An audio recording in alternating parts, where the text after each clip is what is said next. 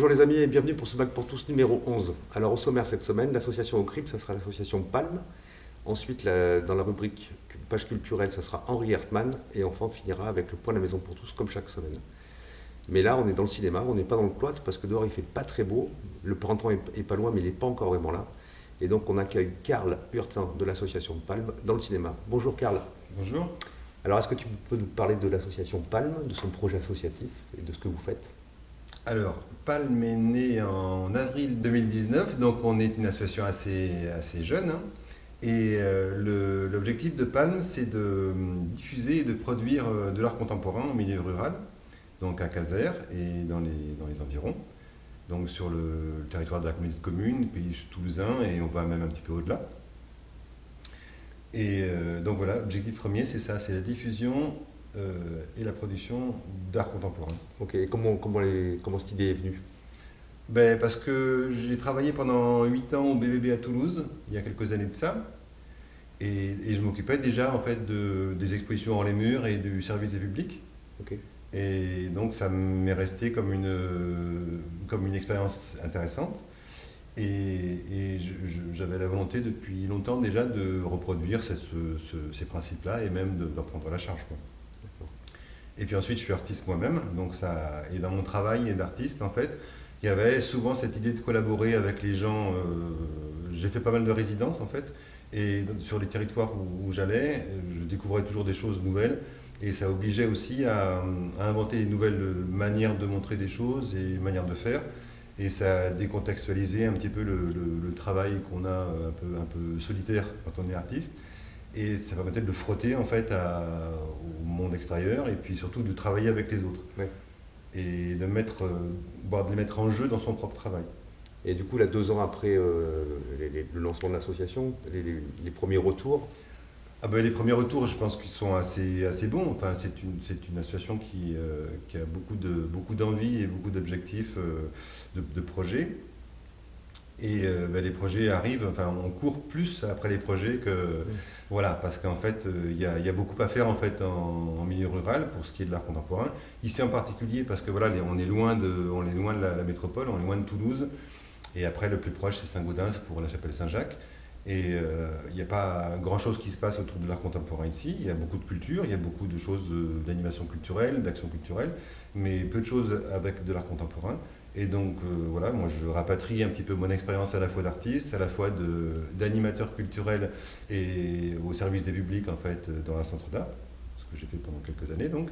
Et donc voilà, c'est ces expériences-là qui font que Palme développe des projets sur ce territoire. Et du coup, est-ce que tu peux peut-être expliquer au grand public l'art contemporain et qu'est-ce qui se passe concrètement quand tu accueilles un artiste en résidence? Alors l'art contemporain, c'est compliqué d'expliquer ça. Grand public ou pas grand public, c'est pas grave.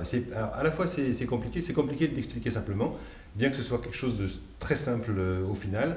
Donc en fait, moi dans mes projets, même si administrativement, dans les termes, voilà, c'est l'art contemporain, sur le terrain, je n'utilise pas ce mot-là parce que souvent c'est quelque chose qui de suite présente le travail des artistes comme un peu hermétique, un peu particulier, alors que je pense que c'est absolument très simple.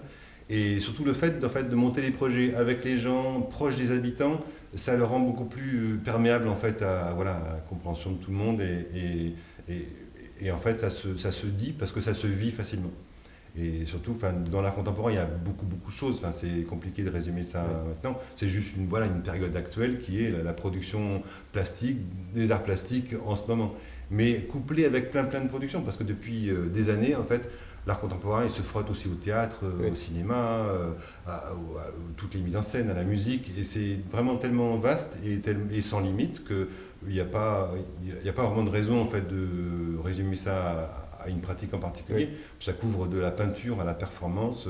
Il y a beaucoup de plasticiens qui font aussi de la vidéo, il y a de la photographie. Enfin voilà, il y a vraiment toutes les formes sont possibles dans l'art contemporain.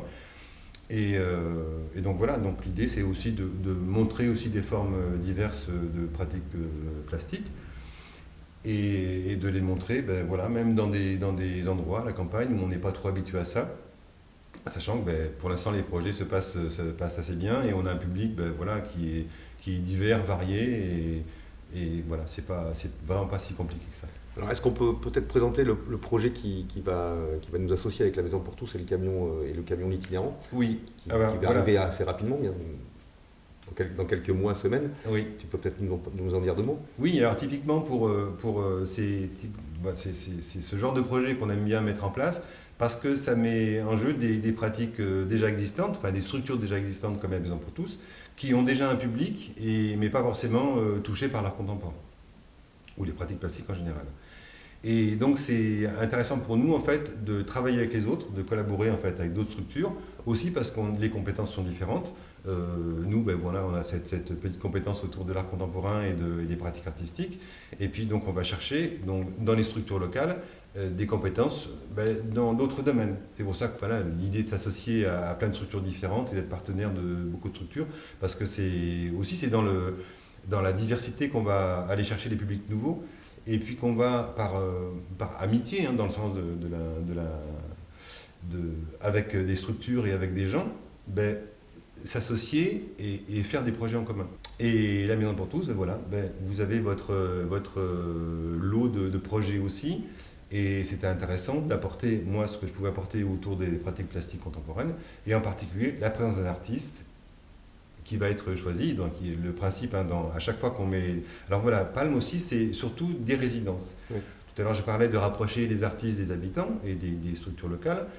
La résidence, c'est vraiment le moment particulier et enfin, très, très, très juste, je crois, parce que l'artiste, en fait, se retrouve nez à nez avec des gens, enfin, à être obligé de collaborer lui aussi, d'aller voir les gens, d'aller leur parler, expliquer son travail, et puis de faire un projet en commun. C'est-à-dire que l'artiste propose quelque chose, et puis il va aller chercher ou va se trouver à collaborer avec des structures qui n'ont pas forcément des pratiques autour de ça.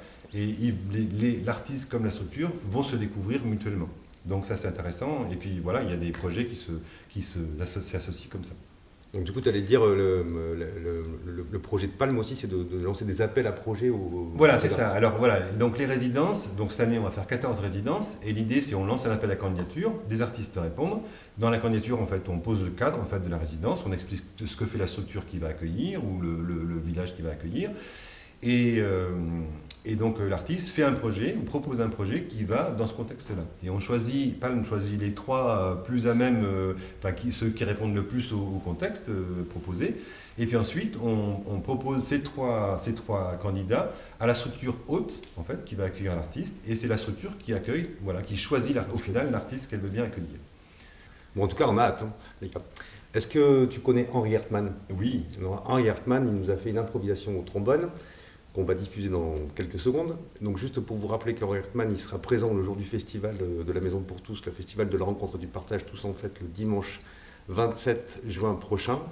Donc Henri, il nous a fait une petite impro au trombone, une petite impro de 4-5 minutes. Voilà, c'est un délice. On y va? Allez, c'est parti. Merci en tout cas de nous avoir expliqué le projet associatif de Palme. Et peut-être qu'on n'a pas précisé ça, mais juste avant de couper, on peut peut-être... Est-ce que la crise sanitaire a eu un impact sur Palme ou... Oui, je crois comme pour toutes les structures culturelles, la crise sanitaire a eu... Alors nous, l'avantage, c'est qu'on n'a pas de mur. Ouais. Ça fait qu'on est peut-être plus souple aussi pour réadapter les projets ou pour aller chercher un public qui est disponible même en temps de confinement. Mais on a dû revoir les projets, comme l'an dernier. Enfin, on avait prévu un festival de musique libre avec Henri Hertmann, justement, en particulier, mais qui n'a pas pu avoir lieu. Et puis ensuite, dans la foulée, une exposition à la Maison Garonne autour des pratiques libres en art plastique, peinture, en sculpture, etc. Et donc ces deux événements n'ont pas pu avoir lieu. Et par contre, pendant le confinement, on s'est aperçu que les artistes continuaient avaient une pratique particulière liée au confinement. Et on avait fait une demande donc, à 28 artistes de la région et d'ailleurs de nous confier des images, et une image fabriquée pendant le confinement, pour pouvoir la montrer. Donc on l'a fait tirer en A0 et installer dans les vitrines des magasins Caser pendant l'été dernier. Et puis ensuite sur le pourtour de ville, sur des panneaux électoraux à Marteau-Tolosane. Et donc voilà, et puis on a invité un artiste en résidence pour composer une musique pour chaque image. Donc voilà, on a rebondi en fait sur cette impossibilité de faire pour contrer le problème ou résoudre ce problème, cette impossibilité par la proposition d'un nouveau projet. Et c'est un projet qui a bien fonctionné parce que on en parle encore, on en Ouais, parle c'était un encore. très beau projet. Ouais. Et puis on a fait une édition donc à ce propos, on a fait un livre CD, donc coédité par une maison d'édition à Paris qui a produit aussi le disque. Et voilà, donc c'est Patrice Soletti, donc guitariste de Montpellier, qui avait fait toutes ces musiques. Et ça a été un très chouette projet Ouais, au final. un très beau projet, ouais, c'est vrai. Mm, mm. Bon, mais merci beaucoup, Karl. À très bientôt. Allez, c'est Bientôt. parti avec Henri Hertmann.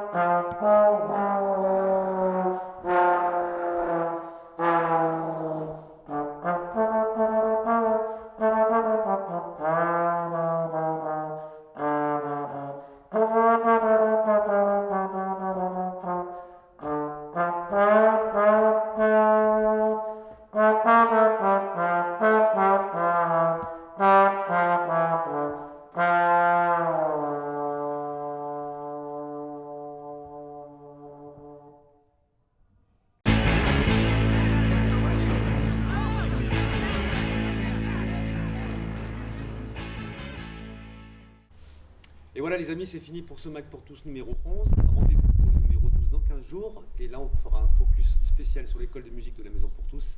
D'ici là, portez-vous bien. Bye bye.